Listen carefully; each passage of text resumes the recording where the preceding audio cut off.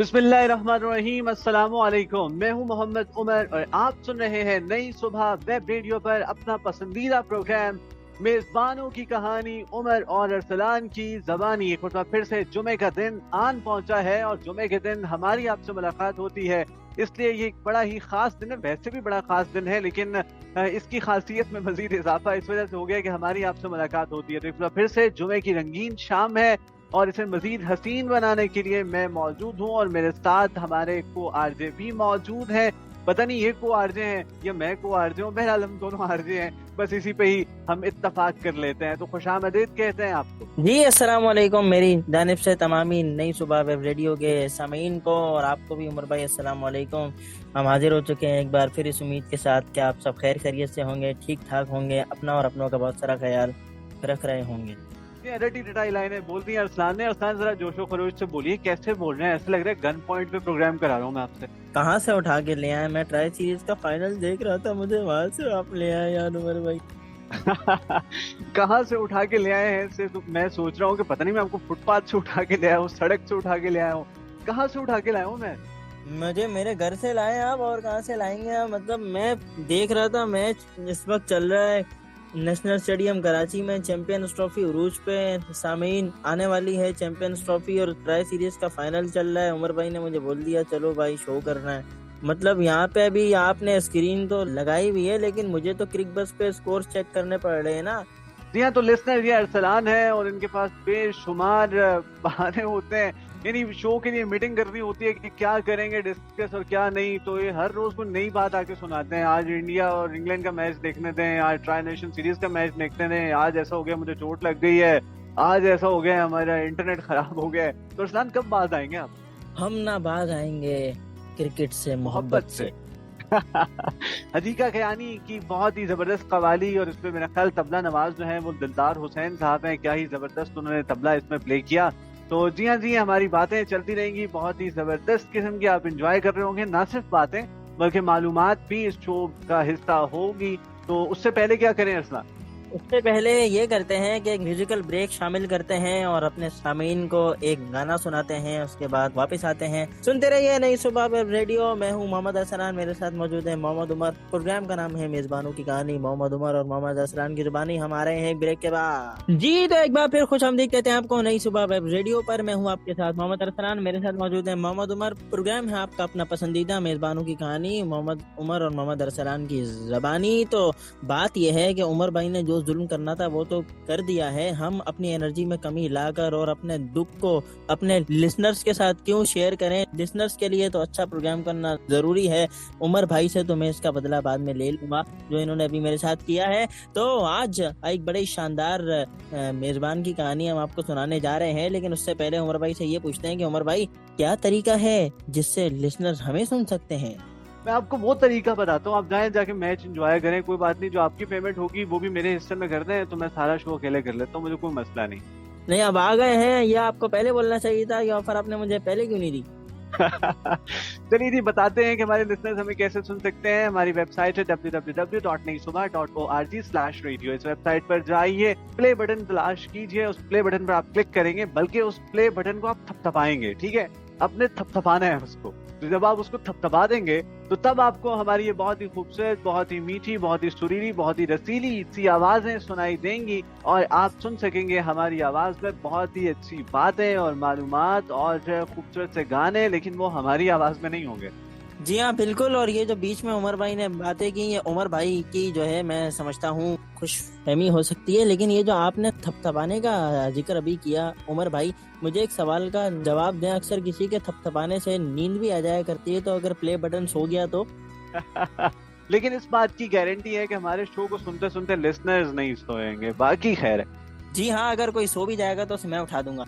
अब आपकी एनर्जी बहाल हो गई है, अब वाकई आप ये काम कर सकते हैं। बहरहाल बताइए जी, व्हाट्सएप पर क्या तरीका है हमसे राबता कायम करने का? जी हाँ बिल्कुल, व्हाट्सएप का तरीका भी अपने सामीन को हम बताते हैं कि अपना फीडबैक किस तरह से वो हमारे साथ शेयर कर सकते हैं। और उसका सिंपल सा, बड़ा सादा सा, मासूम सा, नन्ना सा, मुन्ना सा तरीका है कि आप अपने व्हाट्सएप में जाइए, वहां पर जाकर सर्च बार में हमारा नंबर सर्च कीजिए, जो हमारा नंबर है 033086000072, यानी 0330860072 और उसके बाद आप अपना पैगाम हम तक पहुंचा सकते हैं, चाहे वो तारीफी पैगाम है या तनकीदी पैगाम है या तनकीद बराए इस्लाह के लिए कोई पैगाम है।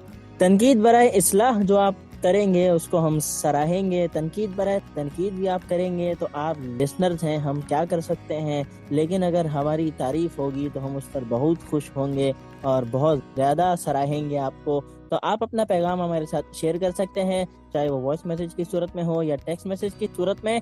अपना नाम, अपने शहर का नाम और जिस प्रोग्राम के लिए फीडबैक शेयर कर रहे हैं उसका नाम आपने बताना नहीं भूलना। फेसबुक पर भी आप हमसे अपनी राय का इज़हार कर सकते हैं, उसका तरीका भी बड़ा सिंपल सा है, www.facebook.com/नई सुबह इंस्टीट्यूट। ये हमारा फेसबुक पेज है, यहाँ जाकर आप अपनी राय का इज़हार कर सकते हैं। मुझ पर जुल्म हुआ है, राय सीरीज का फाइनल जारी है और मैं ये तरीके बता रहा हूँ। जी हाँ, तो लिसनर्स ये नन्ना मुन्ना तरीका बताया अरसलान ने आपको। वैसे इमेजिन कीजिए कि अगर ये नन्ना मुन्ना ना होता तो फिर कितना टाइम लगता। जी हाँ बिल्कुल, बहुत टाइम लगता। मेरे साथ एक सीन किया गया है, मुझे यहाँ शो के लिए बुलाया गया है, तो मैं कुछ ना कुछ तो करूँगा ना। जी हाँ, तो अरसलान आज मुझे बता रहे हैं कि आज गाने ज्यादा चलाने हैं क्योंकि इन्होंने साथ में मैच भी देखना है। बहरहाल पर्सनालिटी की जानिब बढ़ते हैं। जी अरसलान। पर्सनैलिटी की जानिब बढ़ते हैं। आज जिस मेजबान पर हम बात करने जा रहे हैं वो एक एक्टर भी हैं, मॉडल भी हैं और उसके साथ साथ प्रोड्यूसर भी हैं, मेजबान भी हैं और उन पर बात करने का आज हमें मौका मिला है क्योंकि वो एक बड़ा शानदार किस्म का अपना प्रोग्राम करते हैं, जिसका नाम अगर मैंने बता दिया तो लिसनर्स को यही पता चल जाएगा कि हम किस मेजबान के बारे में बात कर रहे हैं। तो नाम नहीं बताऊंगा, मैं आपको नाम नहीं बताऊंगा, नाम बताएंगे उमर भाई। मेजबान है, एक्टर है, प्रोड्यूसर है, मॉडल है, जिनका नाम है फहद मुस्तफा। यानी वो एक्टर है, प्रोड्यूसर है और मॉडल है, ये सब कुछ है, लेकिन होस्ट नहीं है, वो मेजबान है। भाई वाह वाह वाह, यानी उर्दू और इंग्लिश का क्या जबरदस्त इम्तजाज है। बाकी ये तो वो चीजें हैं जो वो रजिस्टर करा चुके हैं, यानी सब जानते हैं। जो सब नहीं जानते वो मैं आपको बताता हूँ, वो बड़े जबरदस्त सिंगर भी हैं, बड़े जबरदस्त क्रिकेटर भी हैं ऐसे तो। जी हाँ बिल्कुल, क्रिकेटर भी हैं, टेबल टेनिस भी बहुत कमाल खेलते हैं, बैडमिंटन भी खेलते हैं और ये उनकी कुछ खूबियां हैं। अपने प्रोग्राम में आवाम से भी बहुत अच्छा खेलते हैं। भाई वाह वाह वाह। जी हाँ बिल्कुल, तो फहद मुस्तफा के बारे में आज हम बात करने जा रहे हैं। फहद मुस्तफा 1983 में 26 जून को लाड़काना में पैदा हुए। उमर भाई, लाड़काना में। यहाँ लाड़काना से हमें शाहनवाज दहानी भी याद आते हैं। मैं भूलने नहीं दूंगा आपको कि आप साथ में क्रिकेट मैच देख रहे थे, मैंने देखने नहीं दी। जी हाँ बिल्कुल, आप नहीं भूलने देंगे तो उमर भाई इसमें आपका ही नुकसान है क्योंकि मैं इससे भुलाकर प्रोग्राम करने की कोशिश कर रहा हूँ और आप बार बार मेरी दुखती रख दबा रहे हैं।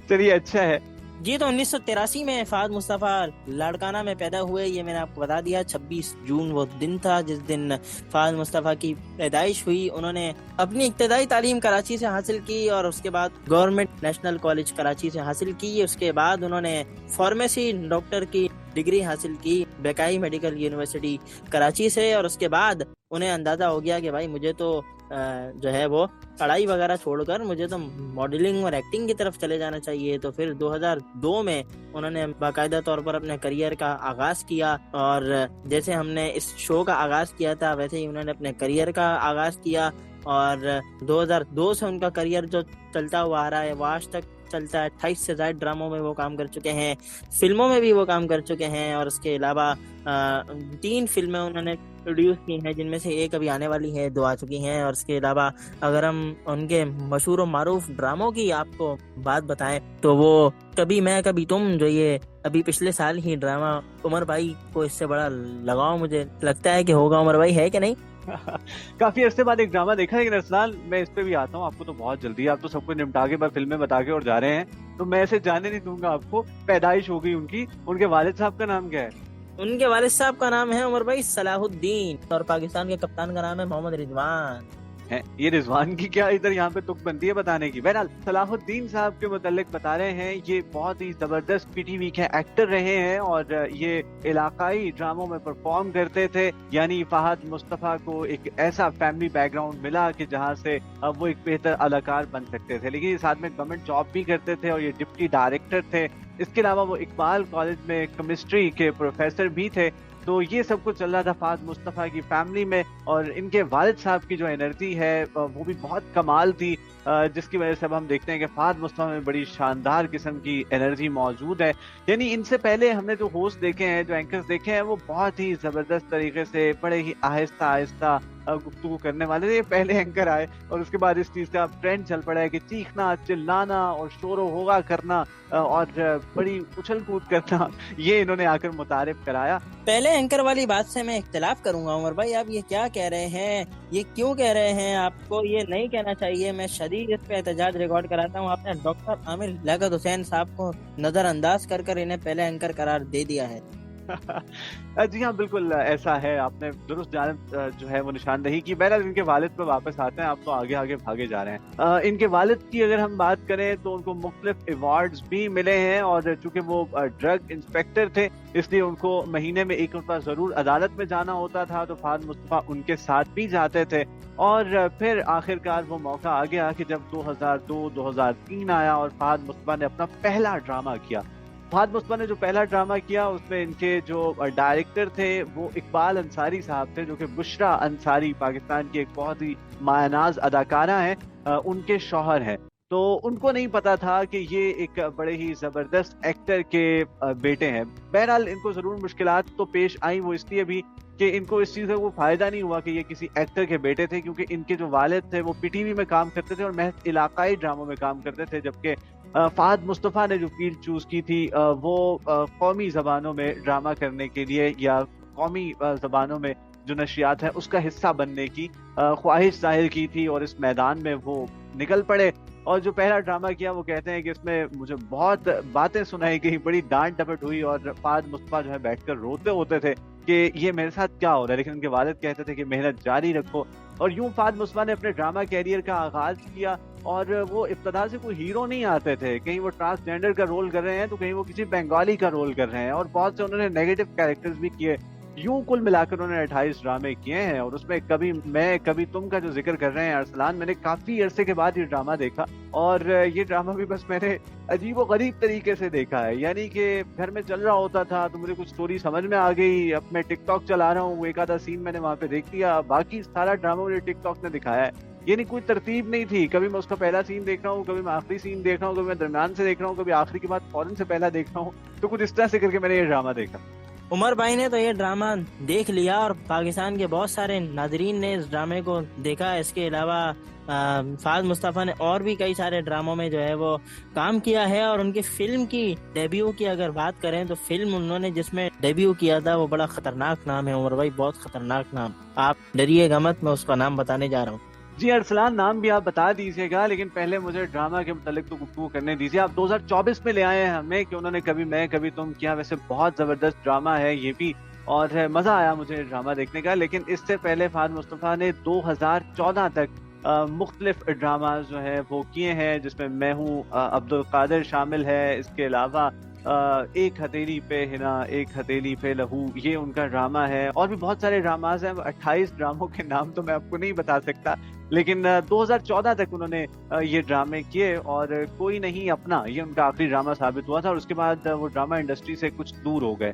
दूर तो नहीं हुए, बतौर एक्टर आप कह सकते हैं कि जरूर दूर हो गए। उसके बाद वो ड्रामाज प्रोड्यूस करने लगे, और बहुत से ड्रामाज, लगभग 100 से ज्यादा ड्रामे हैं कि जो कि अब वो प्रोड्यूस कर चुके हैं, और वो मुख्तलिफ ड्रामाज प्रोड्यूस कर रहे हैं, लेकिन काम नहीं कर रहे थे। और करीबन 10 साल के बाद दोबारा से किसी ड्रामे में काम किया, जो कि था कभी मैं कभी तुम।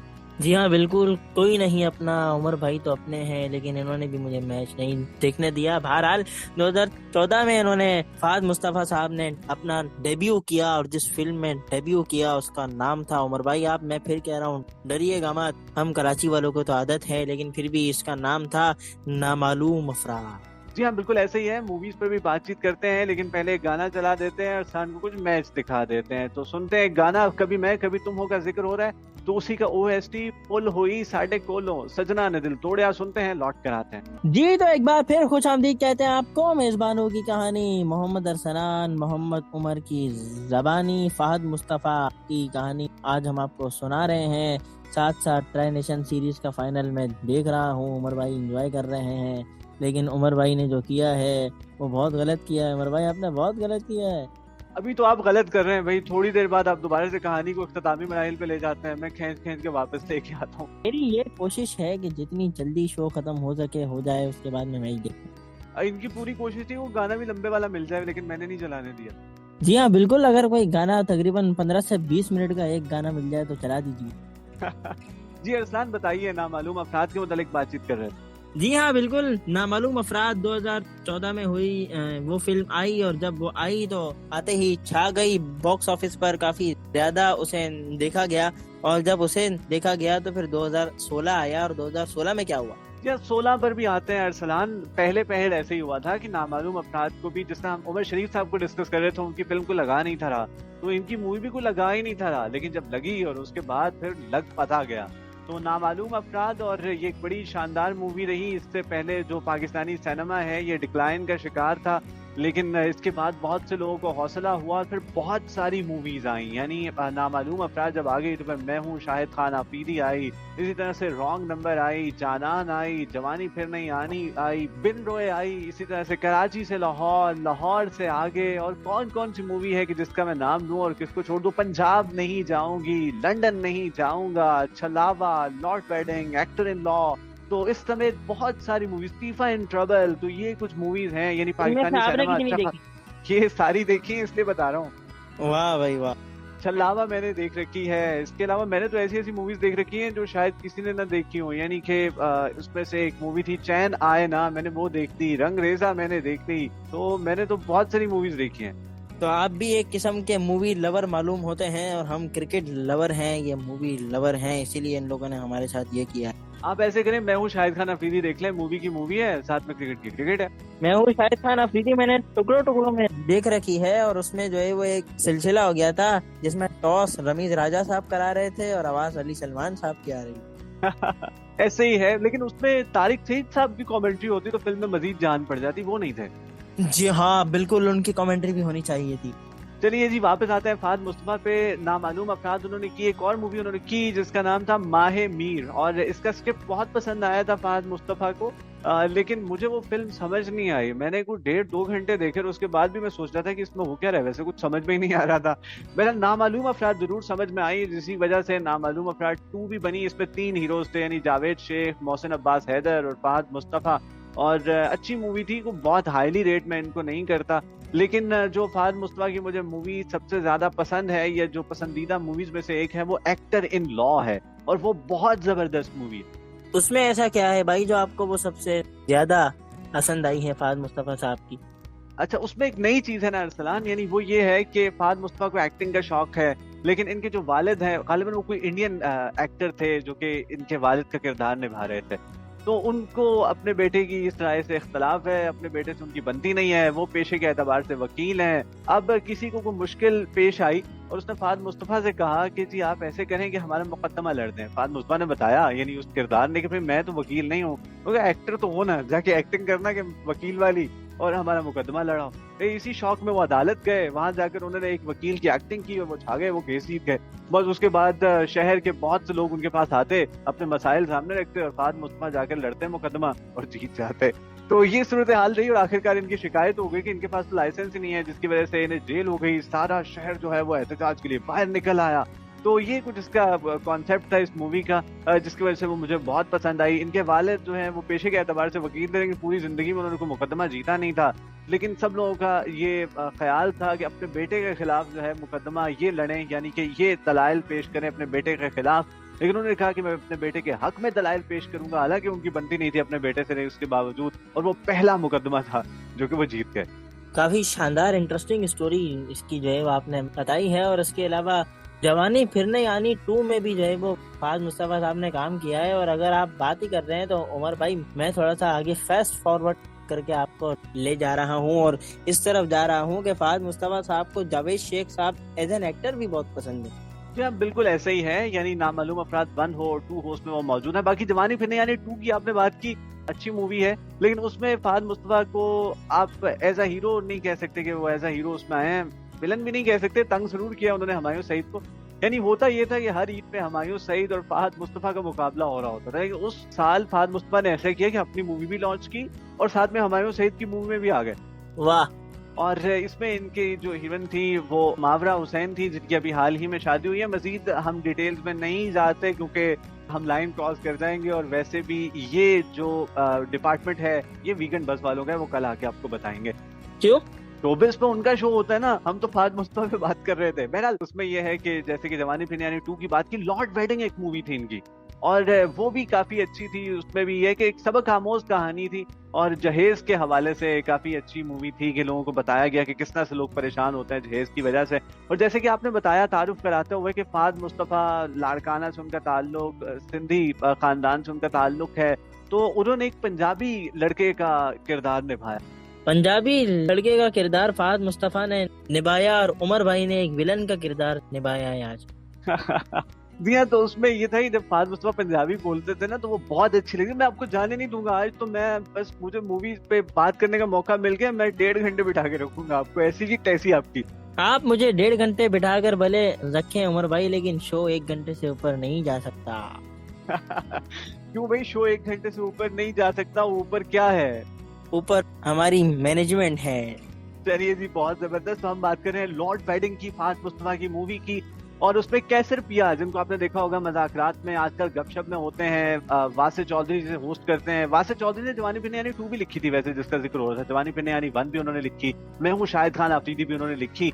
तो हम बात कर रहे हैं कैसर पिया की, वो भी उसमें मौजूद थे। और उसमें एक कंट्रोवर्सी भी हो गई थी ना कि जब एक गेम शो के मुताल्लिक एक सीन आया था कि जिसमें गालिबन आशिक रफाकत थे, फाद मुस्तफा और उनकी बीवी जो कि महविश हयात यानी उसमें किरदार निभा रही थी, तो वो गए थे और वहां से कुछ जीत कर आए थे। और उसके बाद ये था कि बहन के जहेज का इंतजाम तो हो गया, लेकिन घर पे चोरी हो गई, और फिर वो आशिक रफाकत इनके घर आते हैं और ये दिखाया गया कि वो आंसू बेचते हैं, लोगों के दुखों को बेचते हैं। तो कुछ इस तरह से करके दिखाया गया था, जिसको मरहूम डॉक्टर आमिर लियाकत ने खासा माइंड भी किया था। जी हाँ बिल्कुल, और उन्होंने माइंड इस वजह से किया था क्योंकि हमारी आवाम ने उनके साथ ये किया था कि उन्होंने ये कह दिया था कि ये काम तो आमिर भाई किया करते हैं, हालांकि आमिर भाई तो ऐसा नहीं किया करते थे। खैर ये बात दूसरी तरफ चली जाएगी, उस तरफ हम नहीं जाते। आपने बेगम का तस्करा किया, तो फाद मुस्तफा साहब की जो बेगम है उनका नाम सना फहाद है, उनके 2 बच्चे भी हैं, और फातिमा फहाद उनकी बेटी का नाम है जिनकी पैदाइश 2011 में हुई, और मूसा फहाद उनके बेटे का नाम है जिनकी पैदाइश 2016 में हुई, और उनकी शादी 2005-2006 के दरमियान हुई।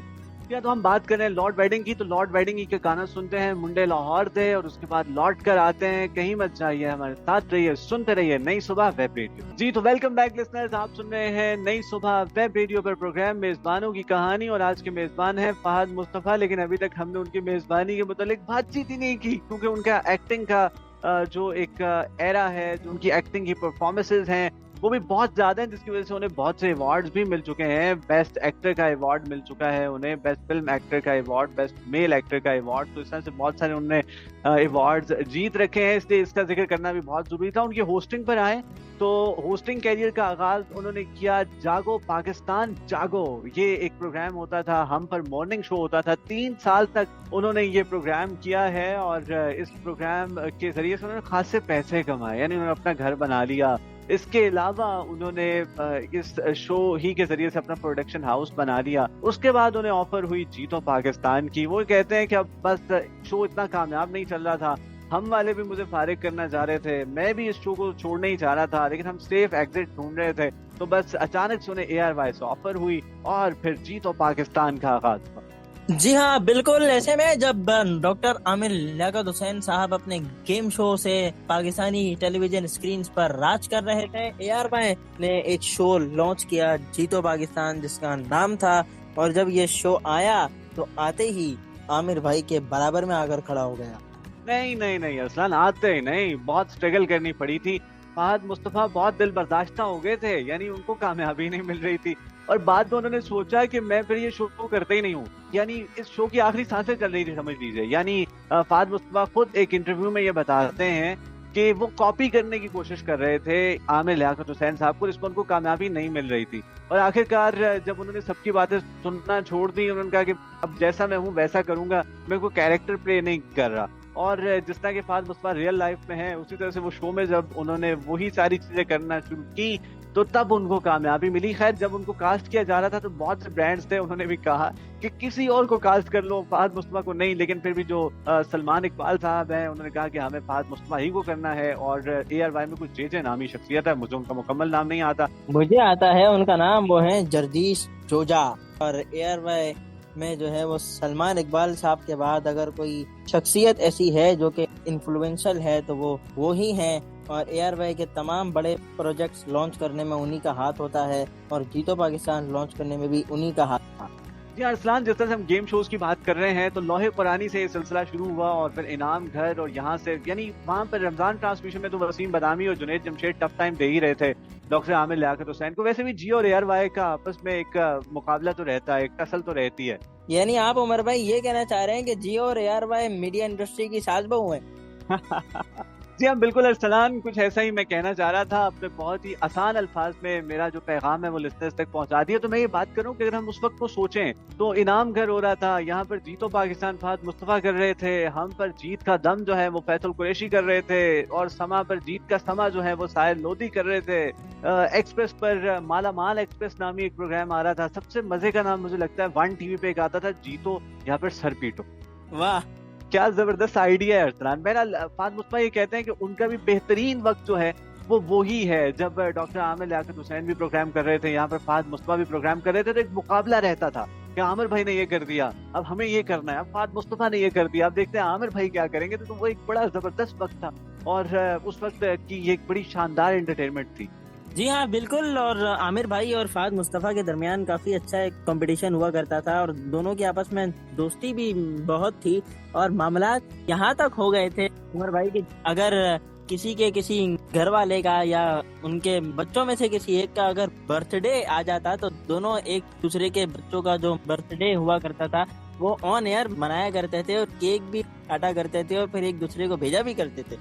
लेकिन लोग नहीं ये समझते थे, लोग समझते थे कि जैसे कितनी मुखालिफत होगी, और वो होनी भी चाहिए थी कि भाई दोनों का गेम शो टक्कर का गेम शो है। और बिल्कुल चैनल्स की भी आपस में फिर जिस तरह से हमने कहा कि कुछ टसल चल रही थी तो उसमें ये था कि भाई अगर कोई सोना दे रहा है तो हम हीरे देंगे और कोई कार दे रहा है तो हम जहाज देंगे, जहाज तक बात आ गई थी। तो बिल्कुल वो एक बड़ा जबरदस्त वक्त था वो 2014 से लेके 2017-18 तक का। जी हाँ बिल्कुल, गुल्लर हीरा जिसे आप कह सकते हैं वो था। और उसके साथ साथ इस वक्त का वक्त भी बहुत अच्छा वक्त है। चैंपियंस ट्रॉफी आने वाली है, ट्राई सीरीज का फाइनल चल रहा है, लेकिन हम यहाँ पर शो कर रहे हैं। उमर भाई ने जो है वो डंडा रखा हुआ है और वो बिल्कुल जो है वो लेकर बैठे हुए हैं और डंडा रखा हुआ है। आप देख तो नहीं सकते लेकिन मैं आपको बताऊं सामीन इस वक्त मैं बहुत दबाव में बैठा हुआ हूँ।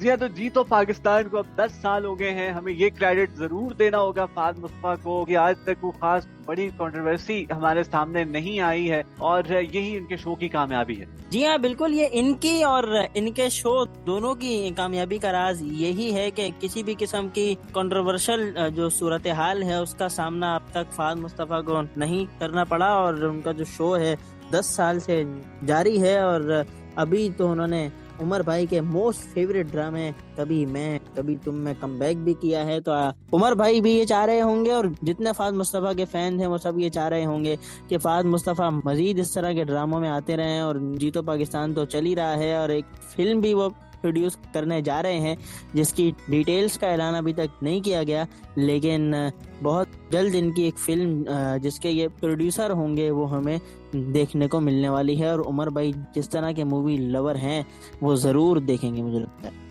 बिल्कुल जरूर देखेंगे। मैंने तो अभी इनकी कायदे आजम जिंदाबाद भी नहीं देखी, उसके गाने बहुत से मैंने सुने हैं और काफी मजे के गाने। वैसे एक आधा गाना प्ले करना थे उसका, मेरे ख्याल अली जफर का एक गाना है दिल के हवाले से, क्योंकि नई सुबह वेब रेडियो आपके दिल की आवाज है तो वो दिल की आवाज ही सुनाते हैं जिसमें अली जफर आपको धक धक धक धक करते हुए सुनाई देंगे।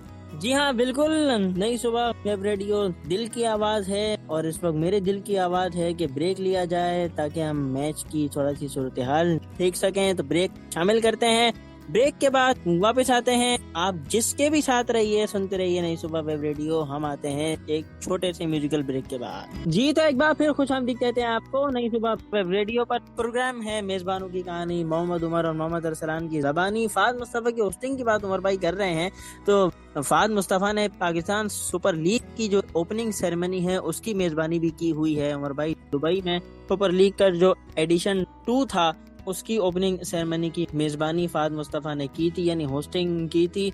और वहां पर फाद मुस्तफ़ा ने उसके होस्ट के फराइज सर अंजाम दिए थे।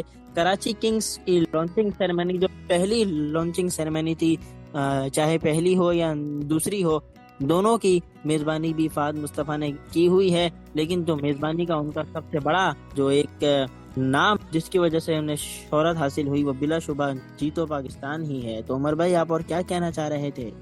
जीतो पाकिस्तान की अगर हम बात करें तो उसका सरफराज भी हिस्सा रहे हैं, शोएब मलिक भी हिस्सा रहे हैं। तो ये है कि कुछ क्रिकेटर्स जो हैं वो भी उस जीतो पाकिस्तान का हिस्सा रहे हैं। जब आपने क्रिकेट की बात की तो मुझे ये भी याद आ गया। जी हाँ बिल्कुल, क्योंकि जो कराची किंग्स की जानिब से जो भी क्रिकेटर्स आया करते थे तो उन्हें जो है वो जीतो पाकिस्तान के सेट पर बुला लिया जाता था और सरफराज अहमद को खुसूसी तौर पर बुलाया गया था। और जो रमजान में जीतो पाकिस्तान होता है उमर भाई, उस बारे में भी तो कुछ बताइए।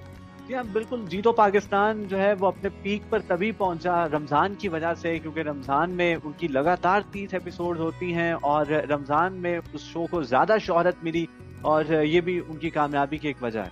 जी हाँ बिल्कुल। तो फहद मुस्तफ़ा जो कि इस वक्त 41 साल पाकिस्तान के एक बड़े मायानाज मेजबान, एक्टर, मॉडल और प्रोड्यूसर हैं, इनके बारे में आज हमने बात की और आज हमने आपको फहद मुस्तफ़ा की जिंदगी के मुख्तलिफ पहलुओं के बारे में आगाह किया। मैं ये उम्मीद करता हूँ कि ये शो आपको बहुत पसंद आया होगा। इस पर आप हमें ज़रूर सराहेंगे और अपने फीडबैक से हमें ज़रूर आगाह करेंगे। लेकिन फ़िलहाल ये वक्त आ चुका है कि हम इस शो से अलविदा कहें आपको और अगले जुम्मे तक के लिए आपसे इजाज़त लें। अगला जुम्मा आने तक मुझे मोहम्मद अरसलान को इजाज़त दीजिए। इंशाअल्लाह आपसे फिर मुलाकात होगी। तब तक के लिए अल्लाह हाफिज और मैं तो चला मैच देखने। जी हाँ, तो बिल्कुल असलान को तो बहुत जल्दी है, देख लीजिए कि अगले जुम्मे मुलाकात होगी, अगले हफ्ते मुलाकात होगी। ये पता नहीं क्या कह के चले गए, लेकिन चले गए हैं जी। बहरहाल अब मुझे भी इजाजत दीजिए, मैं भी जाता हूँ इनके पीछे पीछे और आखिर देखूं तो सही कि मैच में ऐसा रखा गया है कि कुछ और सूझ ही नहीं रहा। तो मुझे भी इजाजत दीजिए, इंशाल्लाह मेरी भी आपसे अगले हफ्ते मुलाकात होगी और अगले जुम्मे को ही मुलाकात होगी। तो तब तक आप अपना और अपने पास बसने वालों का बहुत सा ख्याल रखिएगा। दुआओं में मुझे और नई सुबह वेब रेडियो की पूरी टीम को याद रखिएगा। अरसलान वापस आइएगा, नारा लगाना है। बाकी जाते जाते आपको यही नसीहत करूंगा कि एक नसीहत की बात करता हूँ, दिल में ये डाल रखिएगा, सब अपना ख्याल रखते हैं, आप दूसरों का ख्याल रखिएगा। इजाजत दीजिए मुझे, अल्लाह हाफिज और पाकिस्तान जिंदाबाद।